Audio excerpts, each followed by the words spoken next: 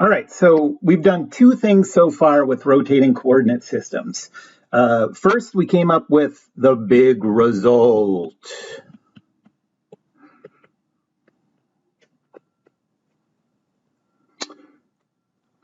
That name is trademarked by me. And that is that any vector that you have expressed in a rotating coordinate system, in order to take a time derivative, you can't just take the time derivatives of the components. You have to do this. So this is just any old vector that's, u is just any old vector that's taken inside a rotating coordinate system. That's how it's measured. If you want to take the time derivative of that vector, you first take the time derivatives of the components. And if the coordinate system wasn't rotating, then we'd be done. But then you have to apply this correction that's equal to the angular velocity vector of the coordinate system relative to some fixed coordinate system crossed with the vector u. This is the big result. Okay, and you can think about it this way, or in other cases, so this is the way to think about it if your u is given explicitly as a function of time. You can also think of it as the time derivative is equal to what it looks like the time derivative is that's observed in the coordinate system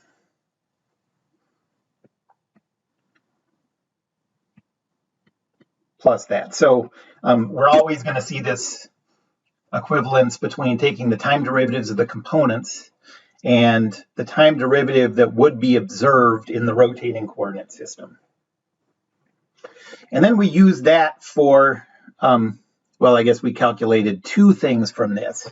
The first one was that we came up with an expression for the velocity using the big result, because the velocity is just the time derivative of the position. So the velocity is equal to the time derivatives of the components of the position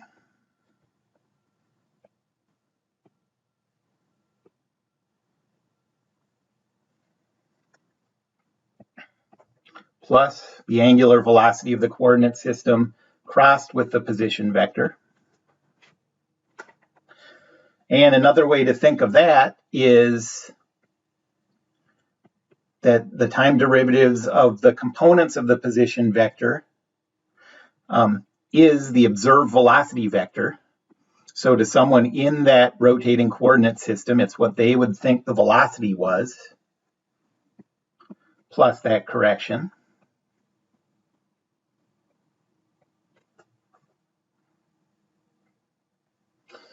And now third, well, now if we just apply the rules for taking a time derivative again to get, this time apply it to the velocity, we keep getting more and more cross terms as we do this.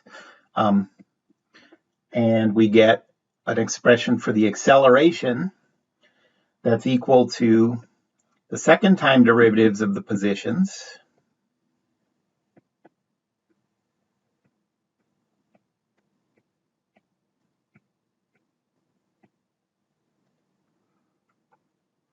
of those components plus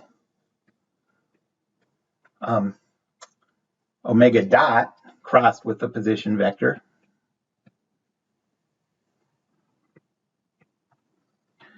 plus 2 times the angular velocity of the coordinate system crossed with the time derivatives, the first time derivatives of the components of the position vector, y.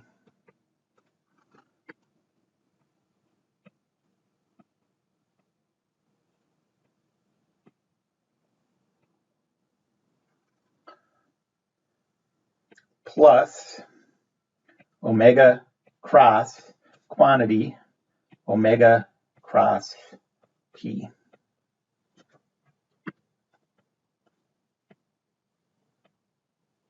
Come on, go away. And this one, like all of these, you can think of these time derivatives of the components as just being the acceleration and the velocity that would be observed in this rotating coordinate system. So the acceleration is equal to the acceleration that's observed plus omega dot cross p plus 2 omega crossed with what's observed as the velocity vector in the rotating coordinate system plus omega cross quantity omega cross p. Okay, so that's what we have so far.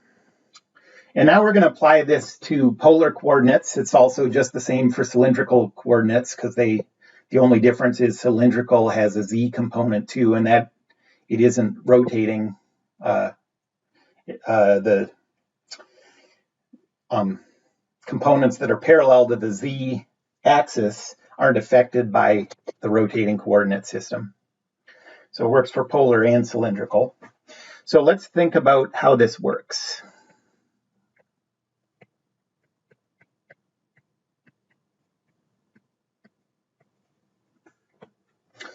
Okay, so polar coordinates.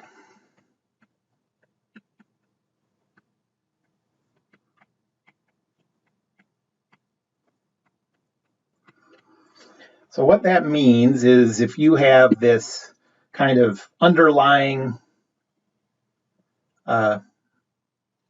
non-rotating coordinate system, and say that you're tracking the motion of some particle,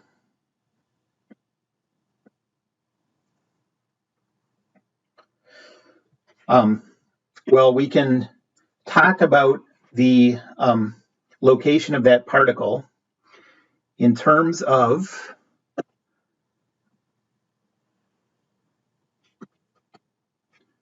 a distance from the origin to the particle, and that's called r,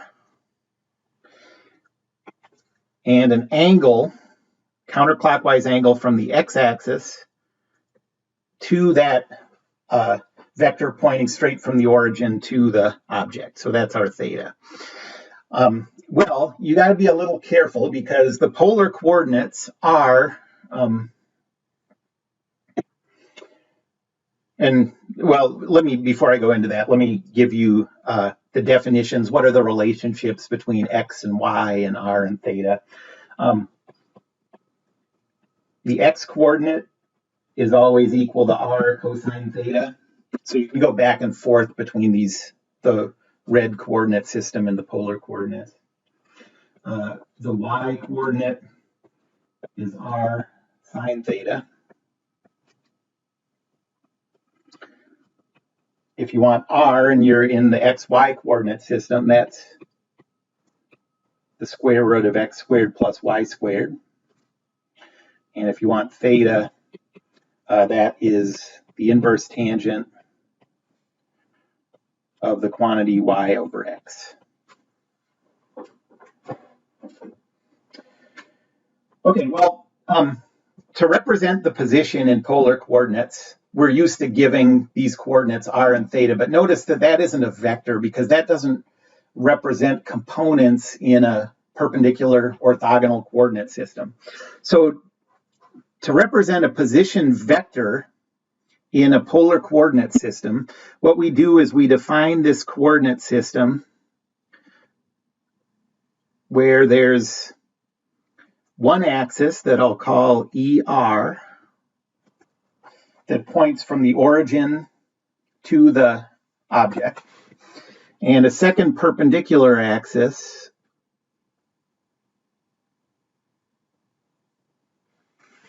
like that I'll call E theta.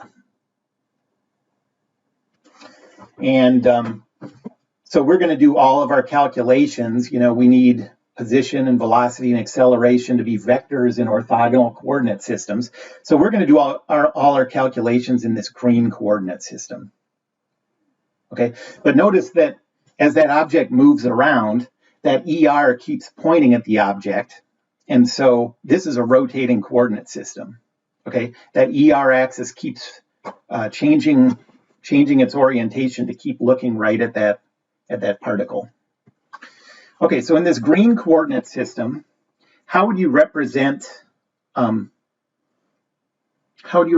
position of this particle? Well, the position vector is equal to r times that ER unit vector.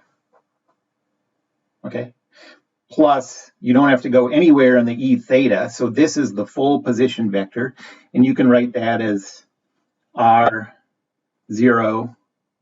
I'll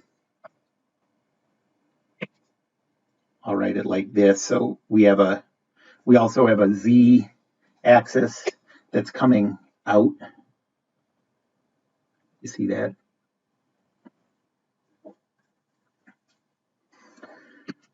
Okay, so this means the first component of our vector is the ER component. The second one is the E theta component. And the third one, I'll call it EZ. And that is the EZ component. So I'll write this like EZ. Okay, so that's the position vector. And now we want to come up with the velocity and acceleration vectors in this polar coordinate system. Well, the velocity vector, of course, its definition is the time derivative of the position vector, but we're going to have to use what we know about rotating coordinate systems to take this time derivative. And so you can think this is equal to, if we go up to the definition of the velocity in our rotating coordinate system just up above, this is equal to the time derivatives of our components of the position vector. So that's r dot 0, 0 plus the angular velocity vector of our coordinate system. Well, what's our coordinate system doing? At any instant, its angular position you can think of as theta. So its angular velocity is just theta dot in the z direction because that rotation is happening about z. So our omega for the coordinate system is 0, 0 theta dot. And that's crossed with our position vector, which is r 0, 0.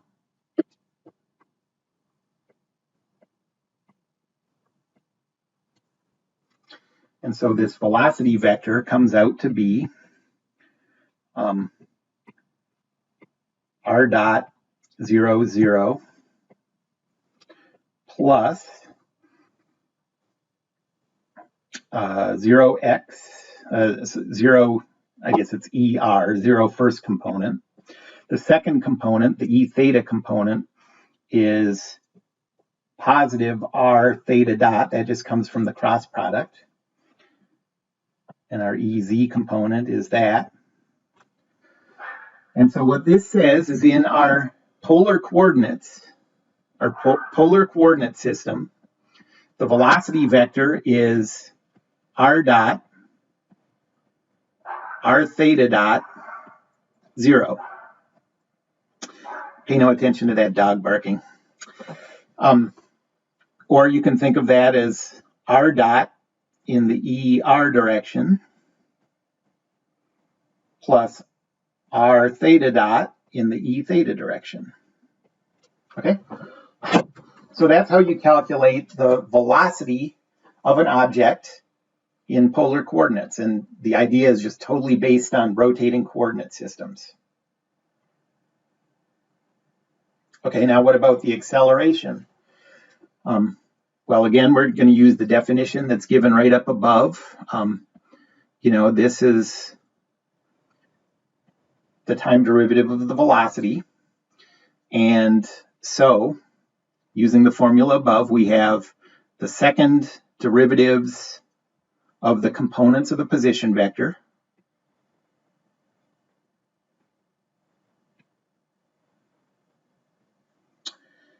plus the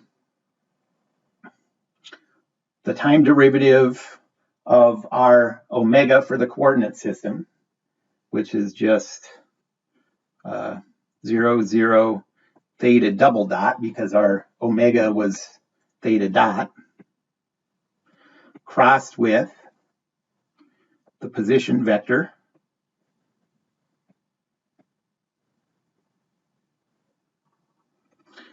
plus 2 times our omega vector for our coordinate system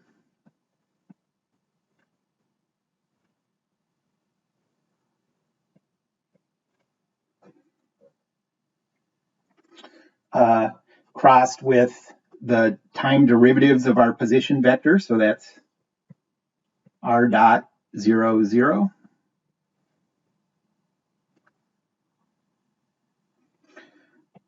plus omega for the coordinate system,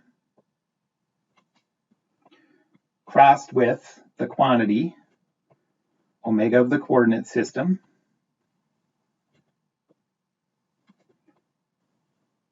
crossed with the p vector. And let me write out the p vector. So this is, the p vector is r 0, 0.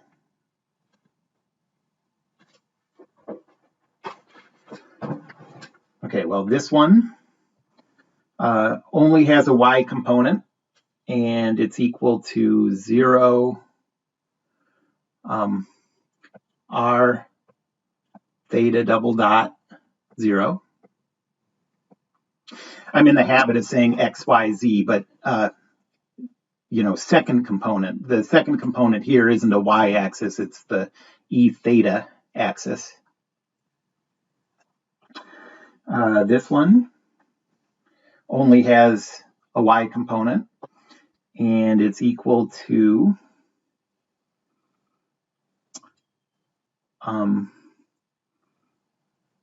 so 0. The second component is 2 r theta dot 0. This one by itself only has a second component, and that is r theta dot. That's the second component.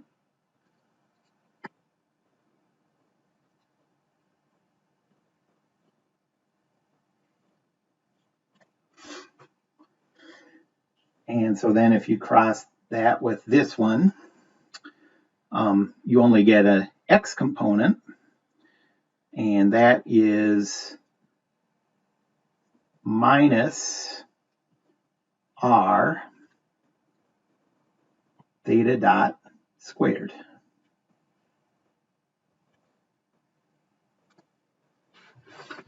And so put this all together now, and you get that in polar coordinates, the acceleration vector is, the ER component is r double dot minus r theta dot squared. The E theta component is r theta double dot plus 2r theta dot. The EZ component is 0. Or you can write this, if you've seen this before in a math class or anything, you've probably seen it in this other form. So I'm going to put it in this other form. But this tells you, if you're in polar coordinates, how to calculate position, velocity, and acceleration vectors that then you can use for other things like Newton's second law, for example. You could use this acceleration expression in Newton's second law.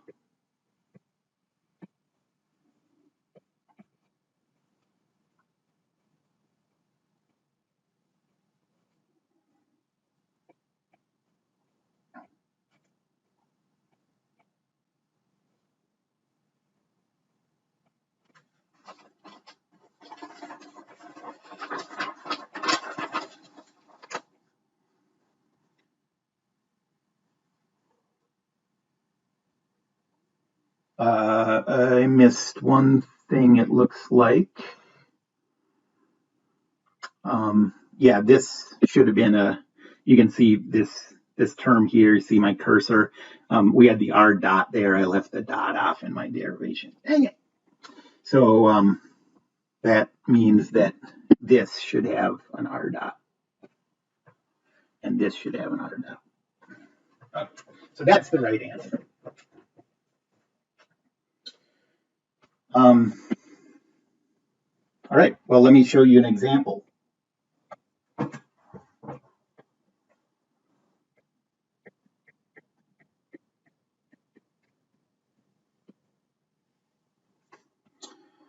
So let's say we have an object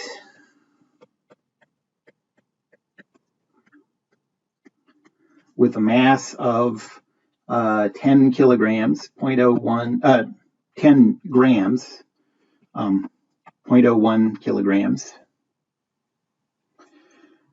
And let's say that it's moving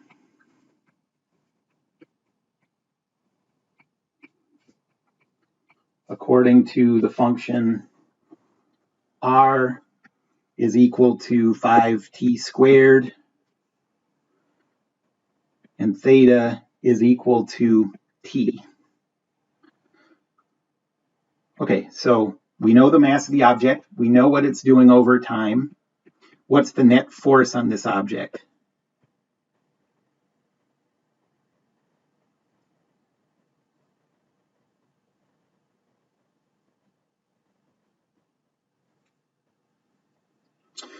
Well, all we have to do is calculate the acceleration of this object and then multiply by the mass.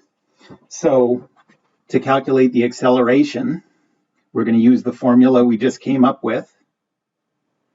Okay, so the acceleration is the ER component is R double dot minus R theta dot squared. The theta component is 2 R dot theta dot plus R theta double dot. I'll leave off the Z component since everything's just happening in that plane. R double dot, so we can calculate all these things here. R dot is 10t. R double dot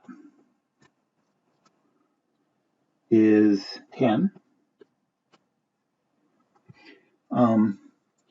And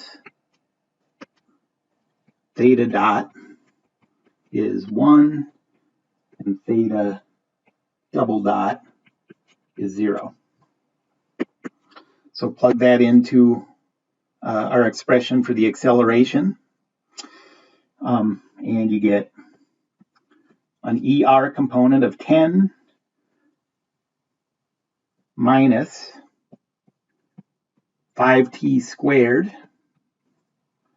times theta dot squared, which is 1. And the E theta component is 2 times 10t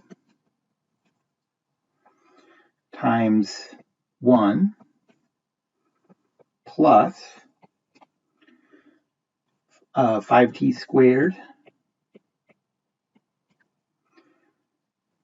times 0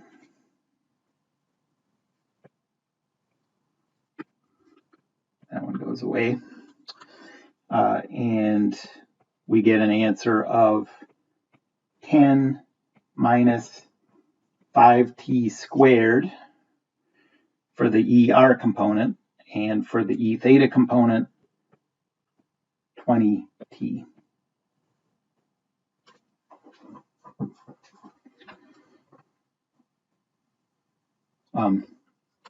And now that we've dealt with the fact that this coordinate system is non-inertial, that it's a rotating coordinate system, now we can use this with Newton's second law. So F net is equal to the mass times that acceleration vector.